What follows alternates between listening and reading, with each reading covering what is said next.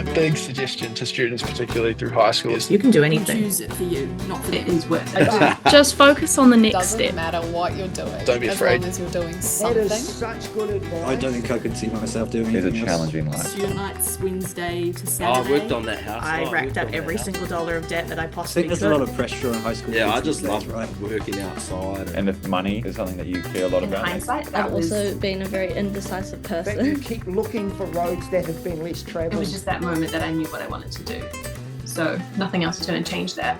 Welcome to the guest speaker. Yeah, look, thanks, Mya. Like I said, and Grace mentioned off here, this has been a real massive request thing. And so to get someone to speak to it, to make sure kids that if it's genuinely something they want, they need to hear from people like you about your experiences. It was funny because it wasn't initially the reason I wanted you. My wife and I always had this thing that we thought you were going nursing and you were going to use it as a qualification for the beauty industry. And I know that may still be the case. So that's something I want to touch on as well, because I think nursing is something that can be used for other things. And that may be something you touch on. So look, my obviously you had my wife Janine as your teacher at school, and she was just raving about you before. I had your other three friends, Maddie Douglas, Gemma Thornton, and Lucy Cooper, and together you were mischief, and you were just a ball of fun, all of you. So I'm going to put a shout out to them. You're the first one of that lot to step up, although Maddie's helped me a lot in the past with some of the stuff I've done. And thank you for responding on social media. I sort of pushed out this, does anyone know where Mya is? And next minute people are going, oh, Mya's, so sorry to embarrass you that way, but there you go. I think the industry that we're going to talk about today, it's often in the media for paying conditions. It's not often in there for the right reasons. I don't think you're ever going to be paid what you deserve. You could argue in teaching that might be the same, a lot of public service things, but we'll see whether you think that's true. I feel it's one of those careers where it's like the army and you say to someone, thank you for your service.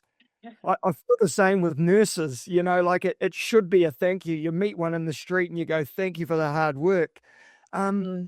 I also think it's a career where you're widely ignored until you're there and you've got one and you realize the gold you've got. Like recently, my daughter down and went into Hamilton to have an operation, and you just couldn't fault the work of a nurse, and you forget we're also all going to need one at one point, I'm sure. You're going to live a weird life if you don't come across a nurse, and it's an honourable, respected, it's a backbone career. So that's why it's important to us.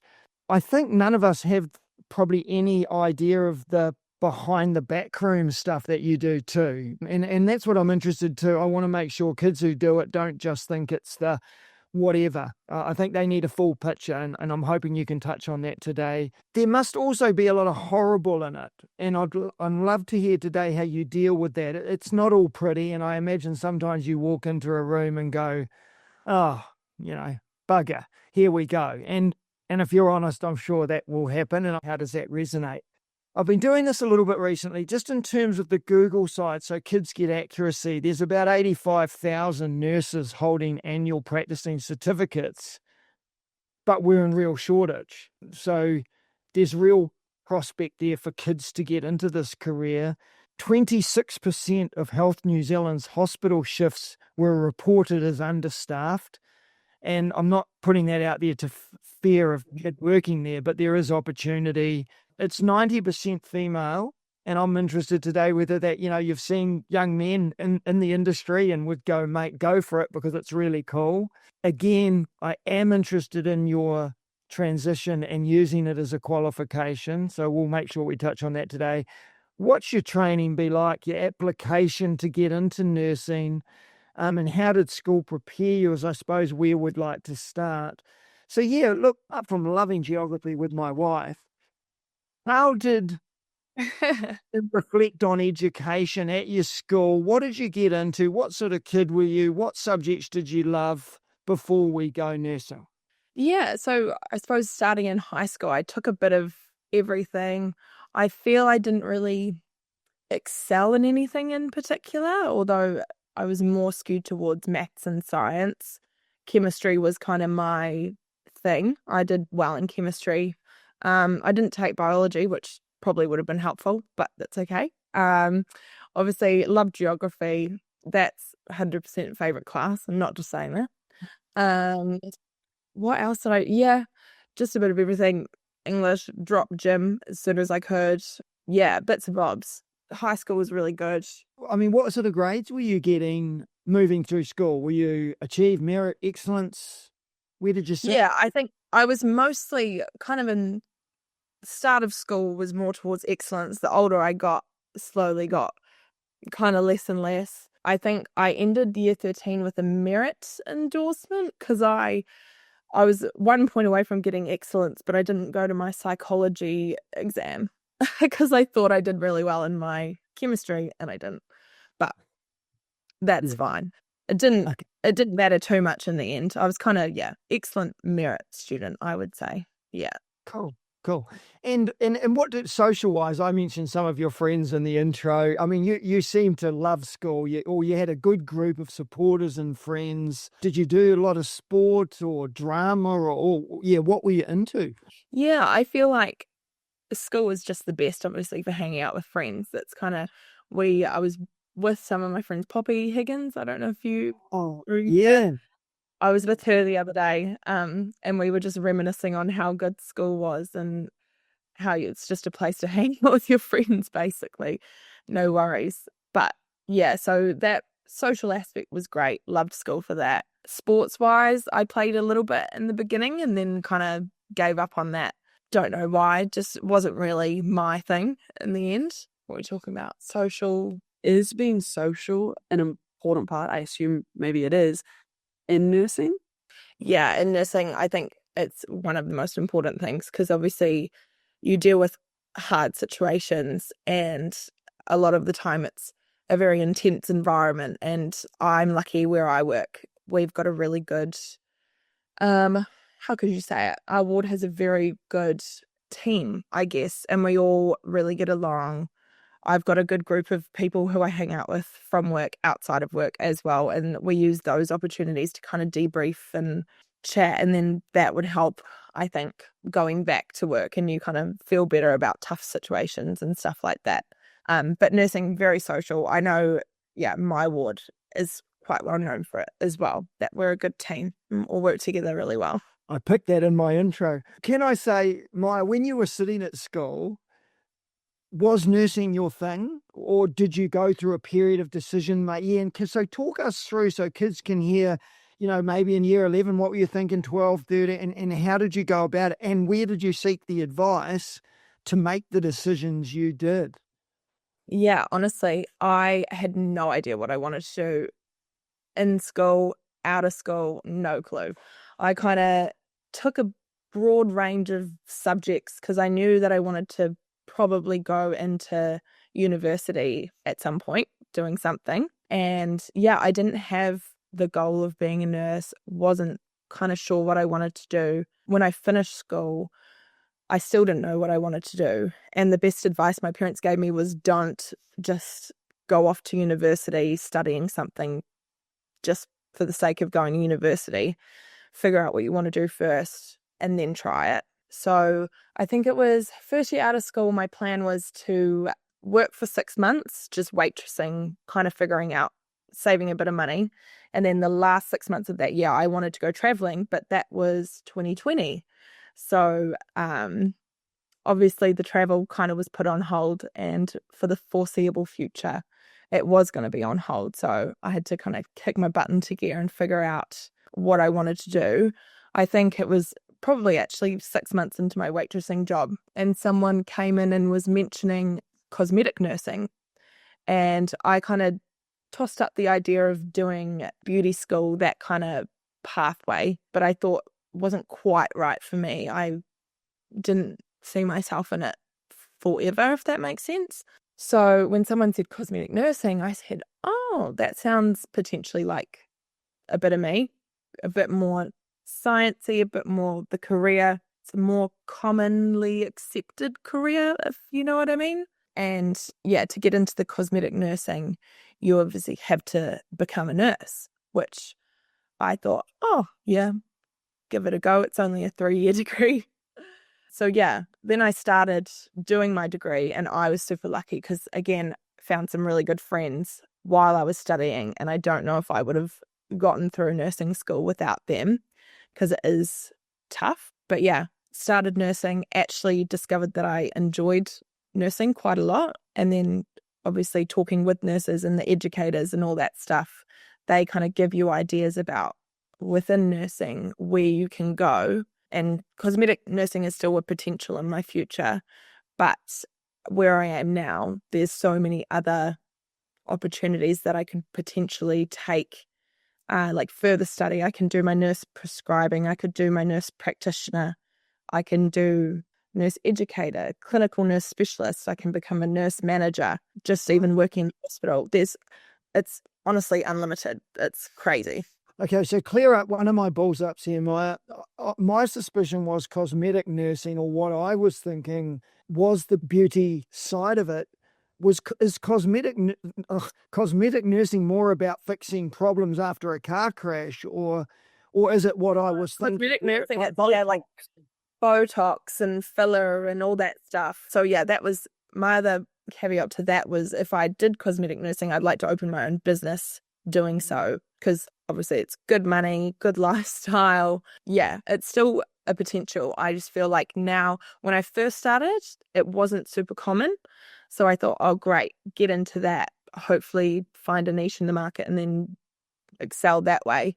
Now it's not oversaturated, but there are quite a lot of nurses doing it. And there's a lot like the cosmetic clinic, casing clinic, all those kind of bigger franchises do it and would probably offer cheaper prices than, say, someone that opened their own. Wicked. So one, you just rattled off before all of the nursing options and careers, which was so I had no idea. So one, that's absolute gold. Can you tell me about maybe when you started nursing, what that training looks like? What a kid could expect if they apply tomorrow, they go nursing. What does year one look like? What are you learning? What is it? How much is written? How much is practical? Is it a polytechnic? Is it 9 to 5? Yeah, talk me through the training you've been through, Mya, because that's really interesting. Yeah, so I studied with Wintec. When I first started, I think Wintec was the only available option, whereas in the Waikato, I should say. Whereas now there's Waikato Uni who does nursing.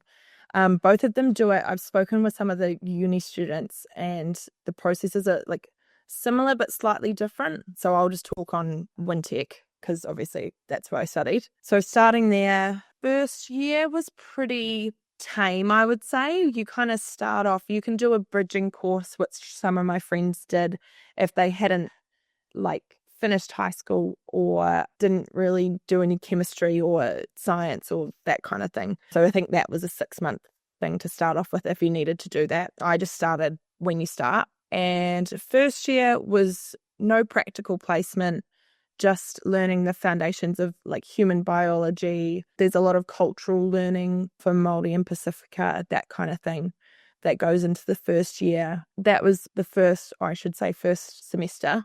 And then second semester, you do your first placement. So that's basically unpaid work and you get placed wherever. We're lucky at Wintec just for nurses, because I know like physios and stuff can sometimes go to the South Island for them. But yeah, for nursing, you pretty much just stay in the Waikato kind of entrapment, which could be Taumarunui, it could be, I think, Whangamata as well. So you've just got to be aware that could happen. You sign a contract at the start saying, I'm not going to complain about my placement. And if that's where I'm placed, that's where I'm placed, basically. You can swap if you can try.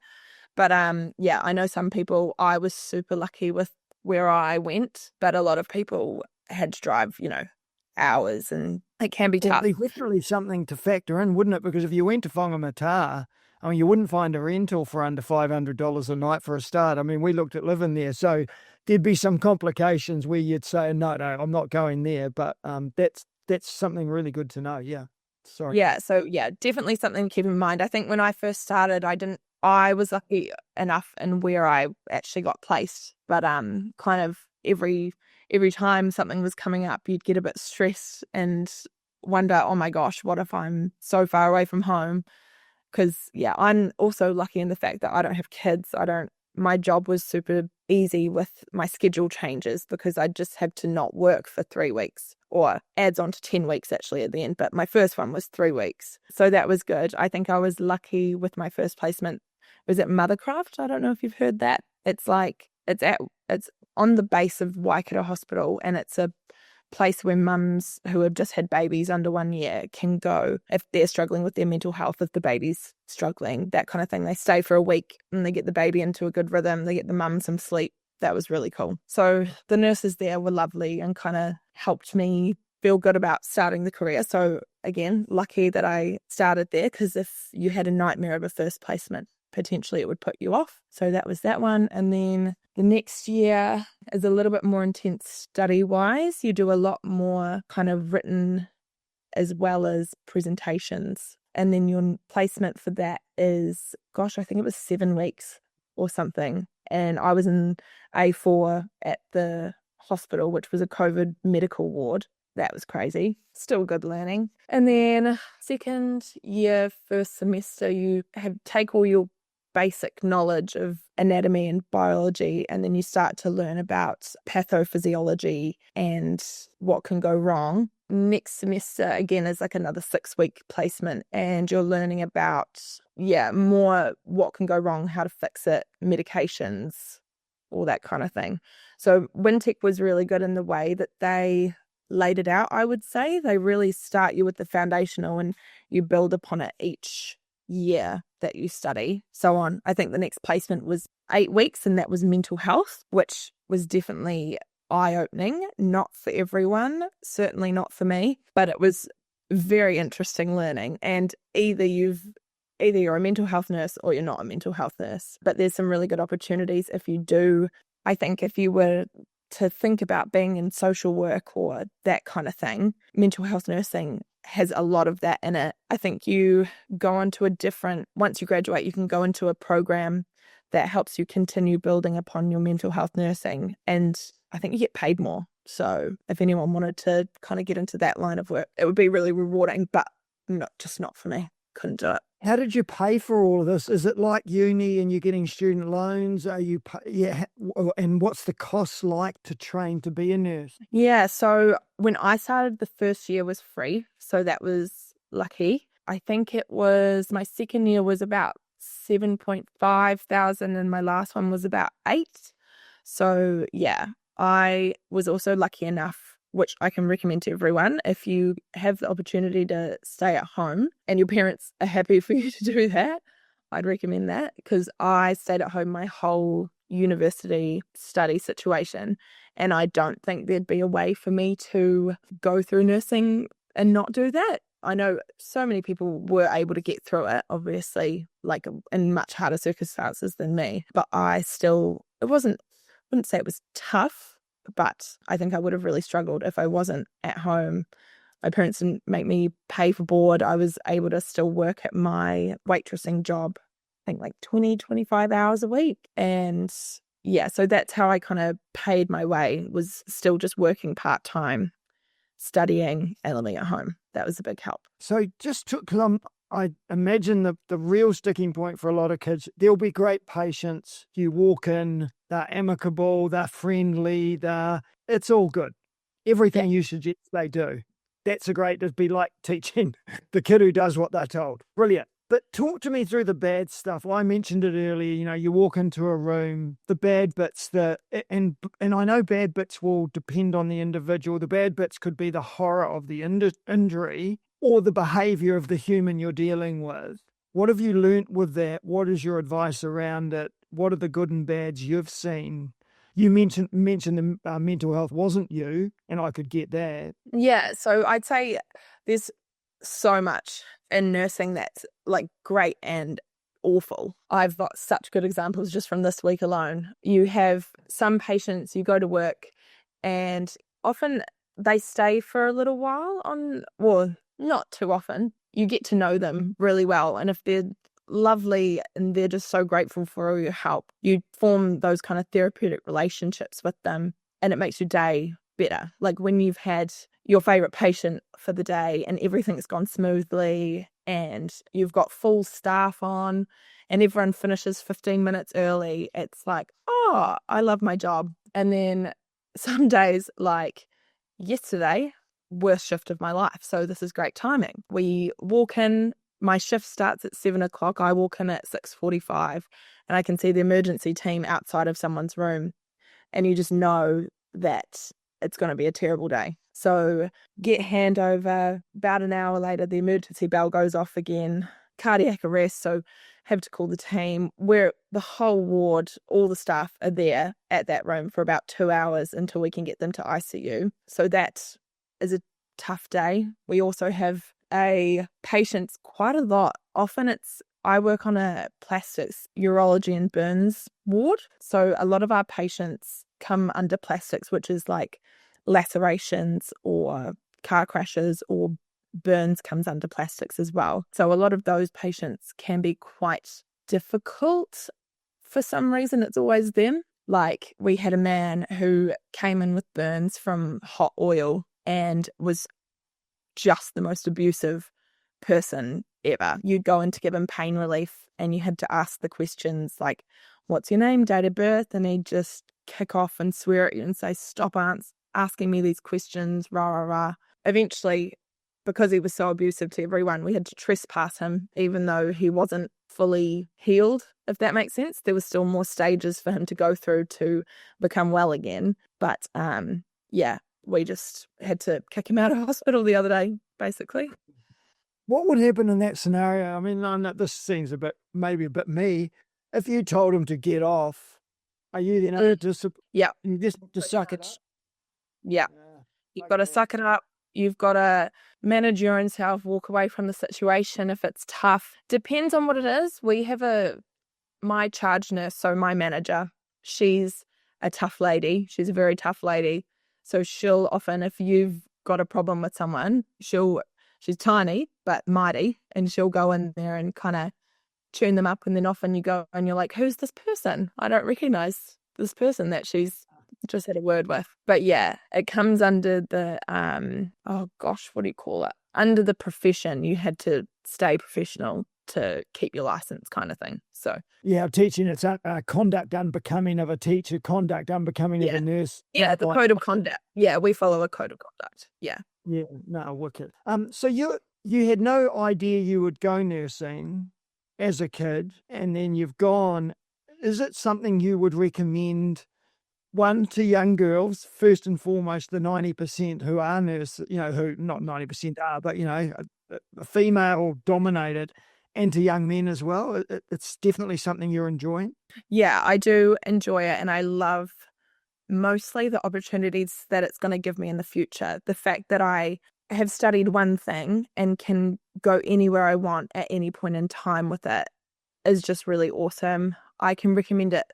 I think for guys, if they wanted to do it, 100% do it. The men I work with are all, if anything, not more passionate, but they obviously chose it because they wanted to do it, whereas some females might just do it because, nursing's a very typically female kind of centered profession. 100%, all the men I know that do it are amazing nurses and they really like it. And if there were more, that would be great. Any young girls wanting to do it as well, give it a go. Why not? If you're in school and kind of unsure what you want to do, but you think you like a bit of science, you really like learning, that's another thing. In school, although I wasn't amazing at school, I still loved learning new things. And in nursing, you're always have new things to learn. And it's supported by the hospital. So you go on education days, you book yourself in for different bits and bobs that maybe you'd think you'd be interested in to learn more about that. And then, it's just constant professional development, which is really cool. It's a bit of at the moment, it's a kind of a tough time to start getting into nursing, although, yes, we're short of nurses. We're actually not hiring, which is a problem.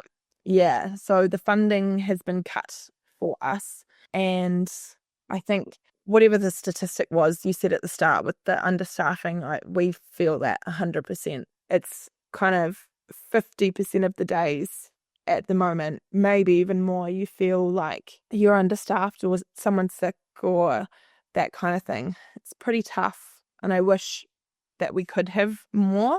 With my starting nursing, what you do is you go through school and then you join to be able to work in hospitals and I think some GPs and that kind of thing, anything that's not private, although actually private hospitals now are taking them. It's called the NETP program, so the New Entrance to Practice program. Potentially it has a different name now, but when I joined, that's what you had to do.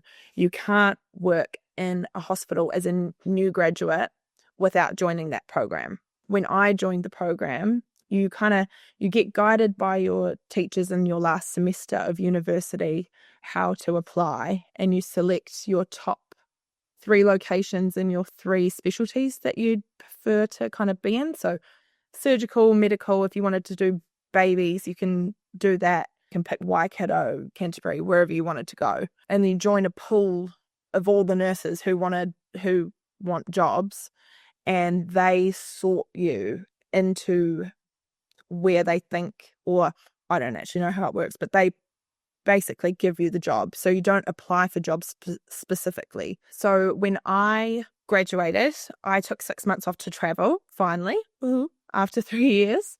So I did that, and then I applied for the new graduate program, and that's when our funding got cut. So we were all told that there were no jobs, suck it up. So that was really, really awful. And then we got contracts sent to us by someone at Waikato Hospital accidentally, saying that we had a job, and then 5 minutes later got an email saying, no, sorry, that was an accident, we retract this contract. That was, again, horrific, because we thought we didn't have jobs, and then, oh, we've got a job, and then, oh no, you don't have a job. That was a rough, I think maybe it was 2 weeks, and then eventually I don't know what happened or who pulled some strings. I think they didn't want a legal problem on their hands, but they sent us out contracts. They sent us actual contracts, although they didn't say where we were going. They just said, you have a place at Waikato Hospital. So I signed a contract not knowing where I was going to work. I know people who got into like the ophthalmology clinic, which is eye surgery. Some people got, I don't know if anyone got ED, but it was totally shove us wherever you can. So that was my experience with that program, although prior to that, it was pretty like where you wanted to go, you often could go. And your last placement, which is 10 weeks for nursing when you're studying, you can put your top 3 suggestions on where you'd like to be placed for that one, whereas the other ones are completely random. So most people I can recommend, if you do nursing, where you go for those 10 weeks often is where you get your job with the program, because they've seen you've worked there, and if you're good and the managers want you, then they'll be like, yeah, we'll take them. So when you chose mental health, you chose that for the 10-week placement? No, that was my semester 5, so my last year, but my first placement. So I did a 8-week placement for mental health in my 5th semester, and then 6th semester was the one you get to choose for. But everyone has to do a mental health placement in semester 5. Pretty necessary, because that's going to cross over into every other department. Yeah, 100%. And it's definitely what I learned from that, I have been able to use in my job now. So it's really good. And you mentioned the travel too, like you did that separately, like you fully enjoyed the travel and then went. I know my cousin, I think she's in LA now, but she was doing like Wagga Wagga remote Australia stuff. And then she's now gone to the States and she's nursing there. Is that a common thing? There are like nurses leaving to Australia or overseas. Is that something you've considered, if you can speak to it? Like, how does that factor in? Yeah, so that's another great thing about nursing, is the fact that it's so transferable worldwide. You know, I have a British passport, so I could go live in London or something and do my nursing there. Obviously, Australia, they make it pretty easy to be able to work as a nurse there as well. I know a lot of nurses obviously have been going there. It's definitely something that I'm thinking about potentially, even if it's, I mean, the pay a little bit better, but it's nothing. All the nurses I know that have gone over there, they're like, oh, cost of living versus pay is, that it's just more so the way of living, I think. But yeah, there's so many jobs you can do overseas with nursing. You can do that whole travel thing, which is very well paid. I don't know how you'd start nursing in America, but I'd imagine it's pretty similar to the way we go to Australia. You kind of apply for a thing, do a little test, and then boom, you've got your registration there. So More so than probably any other or majority of other industries, like it's needed worldwide, and even language barriers, yes, that could prove some difficulty, but the basics of caring for people and knowing how to administer certain things or what to look out for are very transferable skills. So that's also, like even you said, you've started in nursing and you could go here, there and everywhere, become a nurse practitioner. There's a lot of upward or sideways mobility in the career. 100%. That was kind of another one of the main reasons why I wanted to pick that, because I've never loved doing just one thing for too long. No, it was ideal really. And I love traveling, obviously. That's like my kind of main thing I love doing. So I'd love to live in different countries and also be able to work and live and that kind of thing. Yeah, because I ran into a lot in places like Papua New Guinea where you do the nurses abroad and doctors abroad program. So there's also that humanitarian thing that you could, if you wanted, be doing all sorts of things, which would be cool. It also strikes me, Mya, as it's seems like a rough system in terms of the putting you in places.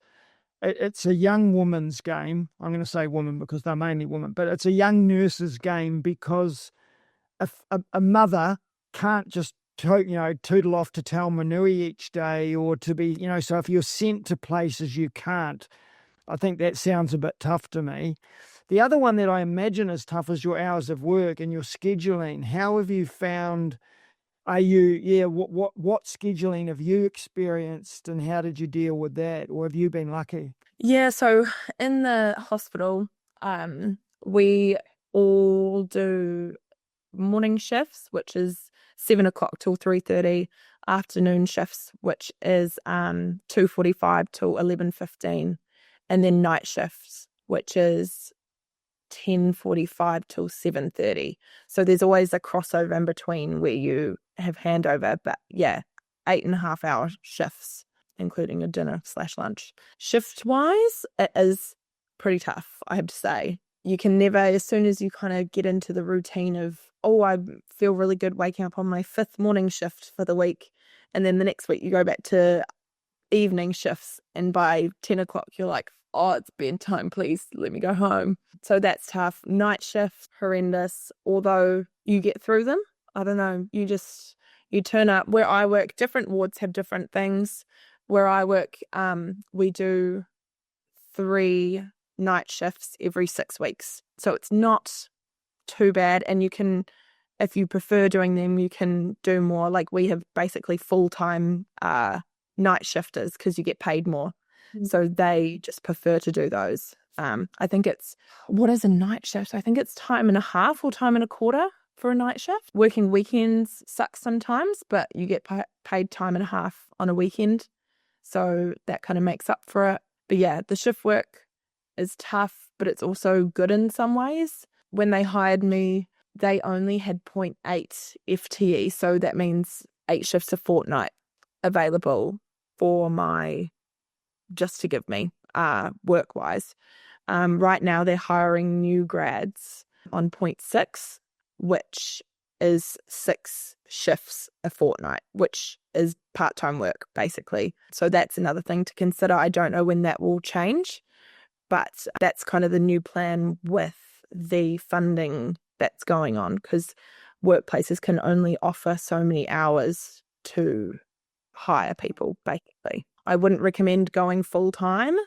Anyone that does that is crazy. 5 days a week is insane. We have full-time night nurses and they'll do 5 nights in a row, 1 day off, then they'll do a PM shift and then they'll maybe have 4 more nights and then 2 days off. And then, so it gets a bit weird with that. But 0.8 is brilliant. I don't know the difference in pay because that's just what I've started out on. Kind of the weekend work and the nights add up to probably what you'd earn if it was just full-time 7 till 3:30 kind of thing. But yeah, the shift work, hard but good. I get sometimes a random 4 days off in a row, which not many other careers can do that, I suppose. Leave-wise, that's also good because you can have 4 days off and then just ask for 2 days leave, and then you've got 6 days off and you've only used a little bit of your leave. It works out really well for me. How far in advance are you getting your shift schedule calendar? We get it, I think it needs to, legally, I think it needs to be at least 2 weeks. We usually get it at least 4 weeks in advance, sometimes 6, that kind of thing. And this is just a little add-on, but our ward is really great. And I think that's why so many people, well, I feel like I have a really good work-life balance. We get a printout of the roster a little bit in advance, and you get 4 days where you can cross them off and you just won't be rostered on them, but you don't have to use any of your leave.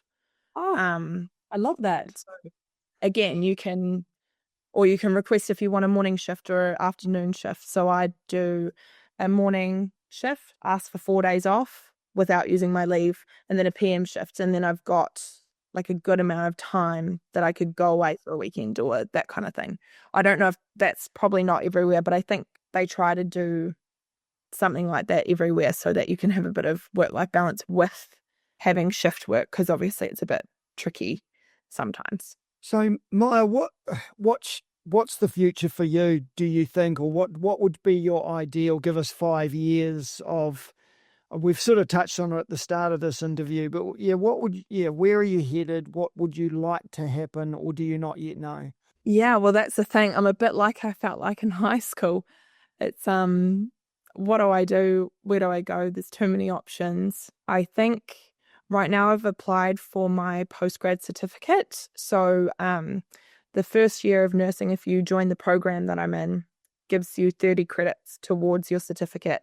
And then you just have to go to a university and do, I think it's only one more paper to get the 30 points to then get your postgrad certificate. So I've applied for that, and that will start in March if I get the funding, which you also apply for through the hospital. So we find out in December whether I've got the funding for that. Otherwise, I think it's like $5,000 that I will do, and that will be kind of the first half of next year. And then from that, I'm thinking if I'm leaning not towards the cosmetic side of things at the moment. I think I'm leaning more towards doing my diploma and potentially becoming a nurse practitioner. So that pathway is quite difficult. You have to do your diploma and then work. I think you have to have at least 4 years of nursing before you can start your nurse practitioner pathway, they call it. So that's more study. That's doing your master's and lots of papers, and you're prescribing medication. So you have to do a prescribing course, and you have to do this, and that. I think you can do a nurse practitioner is like a chief nurse. It's the charge nurse, is that? No, so it's a little bit confusing. A nurse practitioner is kind of a new concept. And I think it's more the way of the future, which is why I'm kind of leaning towards it. So a nurse practitioner is basically a doctor in some ways. So you do a bunch more study, and it's tough. But at the end of it, you can prescribe, you can diagnose, what else can you do? You get paid way more, obviously. But it would be amazing to be able to be a nurse practitioner within a GP setting, because patients would be seeing you and you diagnose and prescribe just like a doctor would. So at the moment, obviously, we've got a aging population and not very many doctors being produced. So they're kind of leaning more towards nurse practitioners taking a lot of the role within primary health to prevent people from getting sicker that would need to then go to the hospital, kind of that ambulance on top of the hill. Because the nurse practitioner, and I was living in the States for some time, and that was really common. And like even would be booking online, it would be like doctor, nurse practitioner. It was the same. Available tended to be way more, honestly, for the nurse practitioners. Again, how I could imagine potentially you would, they also would get niche. Like there was a nurse practitioner at the dermatologist, like that one, because they're actually in it.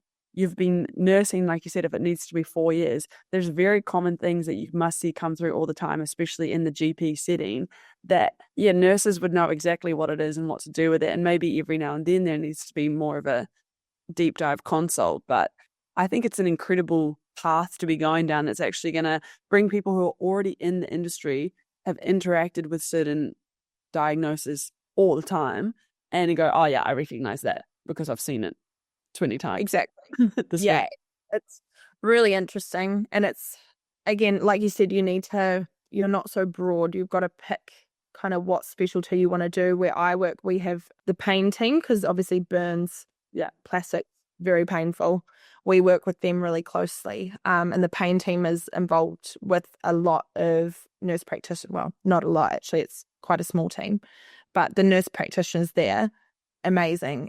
Just as good, if not better, than the doctors, because they kind of understand the nursing side of things as well as how these medications work and what's going to be best for the patient, kind of thing. So they then come up to the ward, prescribe this, and that, and then help the nurses to help the patient in that regard. Yeah.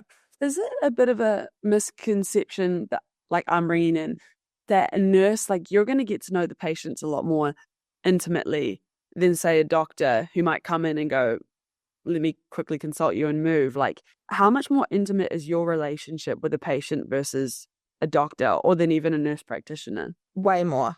Yeah.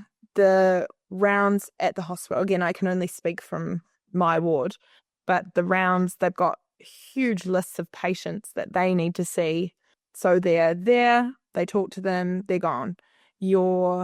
The nurse is kind of the person that the patient will see all day. So I'm with them for the whole 8.5-hour shift, probably multiple times that week. We tend to try, like, pair you with the same patients if they're not difficult, because then you can kind of build that relationship. So then they talk to you, and then you've got to go talk to the doctors, and then, yeah, you're kind of the middleman for a lot of it, which is great in some ways and then exhausting in others. Mate, I'd encourage you to go down that line. That sounds like a wicked, career choice from there. And it's interesting, you started this whole thing looking for that niche. Like, you initially thought it was cosmetic. It seems to be something you've targeted, which is a really great career thing, isn't it? To have something in mind, to be a bit special, to make sure you use your talents. It seems really cool. I'd be going for it. I know Grace is going to ask a final question, but can we, thank you from both of us for stepping up for this, because, like I say, big amount of kids who wanted to hear from someone like you, and what an advocate to have. And yeah, you've been honest, which is really important. But also really enthusiastic. I love what you do, and thank you so much for supporting us. Yeah, this has been really great. Echoing everything Ludlam says, and like a big takeaway is, this is a vocation. It's not a job. It's not even a career. Like, you're in it, and you're exactly the kind of person you would want. Like, if I was in the situation where I'm needing a nurse, someone to care for me, because you're a straight shooter. Like, you're not gonna, but you're also gentle. So that's a really, really cool personality to be seen in the industry. Before I ask the sign-off question, is there anything we didn't ask? Could be a lot, but anything we didn't ask that you think we should have, or you want to say, just like a bit of an open mic moment for you? I don't know if there's anything you guys didn't ask. They're really good questions. I think, I just recommend people getting into nursing. It's obviously worth it. I'm loving it for right now. I know most of my colleagues really enjoy it and the benefits, but it is tough. So you've got to make sure that it's something you think you can stick to, although there's less tough jobs within the work that you can do, like clinic nursing, or, you're not with such sick people. So again, even if you're finding your job tough, there's so many options. I think that's the main takeaway. It's just, and you'll always need a nurse, Definitely. Before I actually do the sign off, my gran was a nurse for like 40 years, and she would talk all the time. She had 10 grandkids, and the one cousin I mentioned did it. And she was so excited when one of this cousin, she'd always ask us, what are we doing? Oh, I think this and this. And when we finally got a nurse in the family, she was stoked. So yeah, Definitely, you always feel connected to everyone else that's a nurse in some way. Yeah. exactly. And she did mention, so I have to quickly fact check. She was shocked that nurses could have nail polish because back in her day, you could never have nail polish. Like, what's the status? No way. Yeah. Nope. No nail polish. No, you'd get wallops for that. Okay. Dave, we've cleared up the nail polish situation. My last question, if you could go back to you, instead of you're giving great advice to everyone, but if you did go back to yourself in year 12 or 13, what advice would you give yourself directly? That's a great question. I feel like, honestly, I think I've done everything in a way that's just really worked out for me. Definitely recommend still traveling, even though it's cost me my whole life savings. Worth it. I'd recommend maybe if you were to travel, doing it before you study, because that would have made my life a little bit easier, the transition from uni to starting work, whereas I had to obviously do it after university. I think I did the right thing by just taking some time to work and save prior to starting study or my career. That's really set me up. I know a lot of my friends went to university straight away, didn't have a lot of savings, and they're kind of playing catch up now, whereas I stayed at home, worked, saved for a whole year. There wasn't much to do during the COVID times anyway, so that probably benefited me as well. But yeah, if you can, just work and save, figure out what you want to do, work hard, but kind of have fun, keep doing that. Yeah. That's great advice. Nursing or not, that's excellent advice. Yeah. And to be honest, you mentioned your waitressing, and I think that's where your care started, because you probably looked after my son while you were working. Yeah, Mano, I think that would have been the hardest care job you've ever had. I'd agree with you there. Yeah, he was a tough one. That child needs help, I tell you. Yeah, look, thanks again. Wicked. Hey, look, thank you for your support, and thank you for coming on, and take care. Look forward to running into you sometime. Yeah, I'm sure you will. Well, hopefully not on the ward. No, well, no.